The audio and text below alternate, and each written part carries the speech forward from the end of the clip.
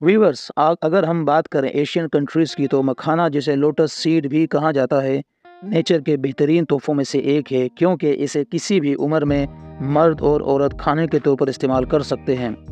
वैसे तो हेल्थ के हवाले से इसके बहुत ज़्यादा फ़ायदे हैं, लेकिन आज मैं आपसे सिर्फ 5 फ़ायदे शेयर करने लगा हूँ, जिनमें से पहला है रिच इन न्यूट्रिएंट्स, यानी इसमें protein, fibre, magnesium, potassium, phosphorus, iron, zinc और यही नहीं बल्कि vitamin B complex, vitamin E और विटामिन के, यानी ये सब मिलेगा आपको मखाने में। तो भाई अभी उठो और के मखाने ले आओ। लेकिन उससे पहले आगे के फ़ायदे भी सुन लो।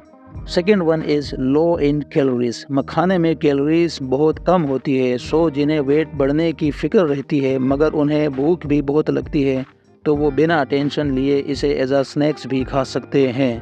Third one is stress reduction. Viewers, मखाने में मौजूद अल्कलॉइड कंपाउंड्स आपके स्ट्रेस लेवल और एंजाइटी को कम करता है और आपकी बॉडी को पुरसकून कर देता है।